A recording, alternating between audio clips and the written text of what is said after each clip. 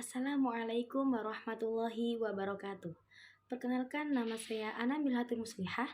Saya adalah salah satu mahasiswi semester 3 Prodi Pendidikan Bahasa Arab Universitas Kiai Haji Abdul Wahab Hasbullah. Pada kesempatan kali ini, saya akan menjelaskan sedikit tentang nida, mata kuliah Nahwu yang diampu oleh beliau Ibu Siti Zulaikha SPDI MPD. Sebelum kita mempelajari lebih detailnya, maka kita harus mengerti dulu apa itu nida. Nida secara bahasa artinya suara. Secara lughawi yaitu meminta orang lain untuk menghadap. Nida ini ada beberapa unsur. Yang pertama, huruf nida. Yang kedua, munada. Apa itu huruf nida?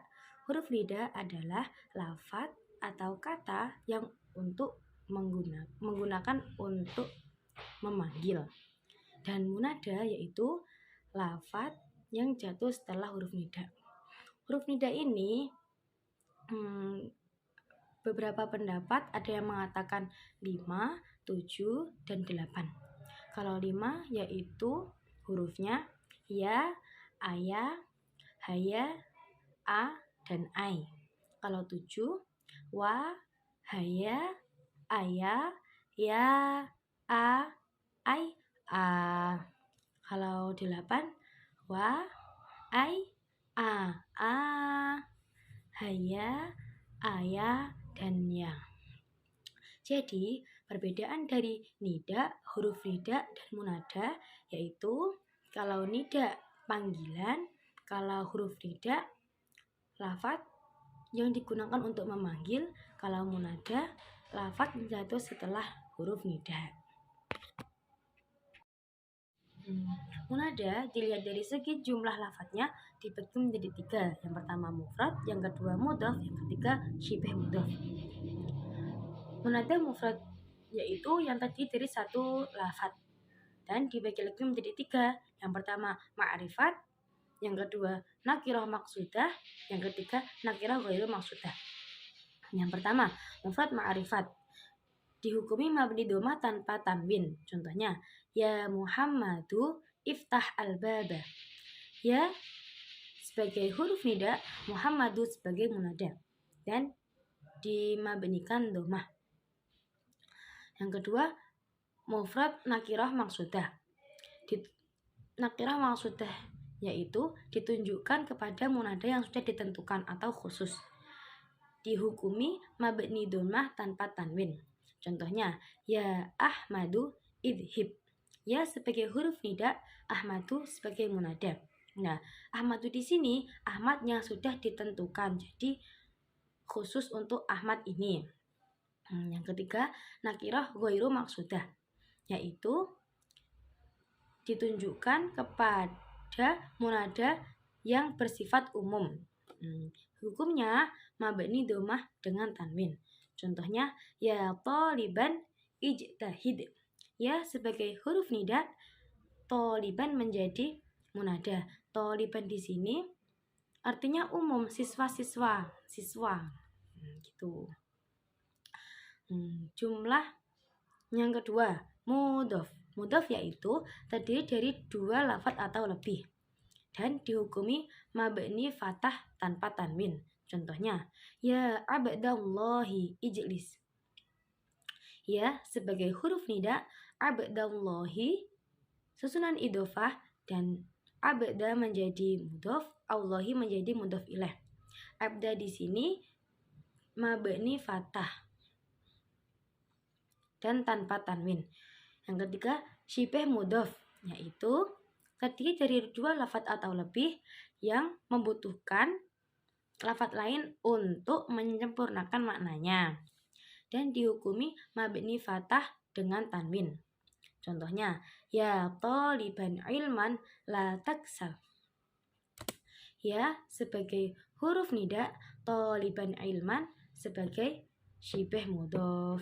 Jadi perbedaan antara mudhaf dan mudhaf ilaih yaitu kalau mudhaf terdiri 2 lafadz atau lebih, kalau syibh mudhaf terdiri 2 lafadz atau lebih dan membutuhkan lafadz lain untuk menyempurnakan maknanya. Selanjutnya, munada jika dilihat dari jenisnya dibagi menjadi dua. Yang pertama nakiroh, yang kedua ma'rifat. Nah, isim-isim ma'rifat yang bisa menjadi munada yaitu yang pertama isim yang bersama dengan al dan dibaca rofa. Contohnya, ya ayyuhar rajulu qul ar-ruza. Wahai laki-laki, makanlah roti ini. Yang kedua, isim isyarah. Ya hadzal rajulu qul al-khubza. Isim isyarahnya berupa hadza. Yang ketiga, isim mausul yang bersamaan dengan al dan silahnya. Contohnya, ya ayyuhalladzi nasara kadza. Yang keempat, isim dhamir. Ya iyyakum isma'u syauti. Artinya, hai kalian, dengarkanlah suaraku.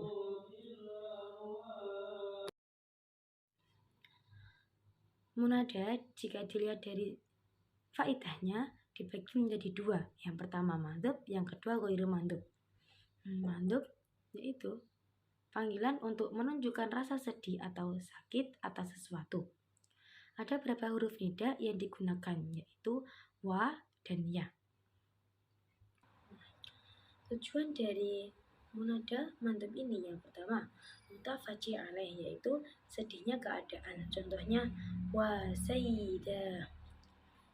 Yang kedua mutafajih minhu yaitu sakit di sebagian anggota tubuh. Contohnya wa doharo, aduh sakitnya punggungku.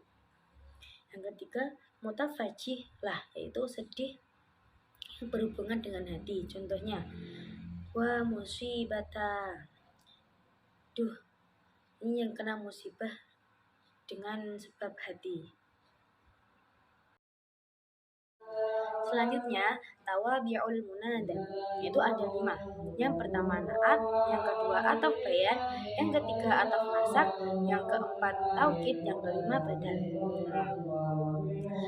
Jika tabi munada yang mabni dhamma yaitu naat, ataf bayan dan taukid yang bersambung lafaz dan tidak bersamaan dengan hal, maka dihukumi nasab.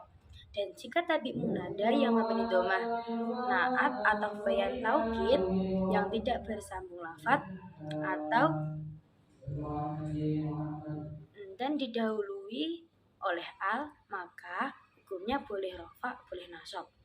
Contohnya ketika naat yang dibaca nasab, zaitu dzal hiyali. A sebagai huruf nida, zaitu sebagai munada, dan dzal khiyali sebagai tabinya munada berupa naat. Yang kedua ataf bayan, contohnya ya Khalidun akho Zaidin. Ya disebut huruf nida, Khalidun menjadi munada dan akho Zaidin menjadi tabinya munada yang berupa ataf bayan. Selanjutnya taukid, contohnya ya tamimu kulluhum.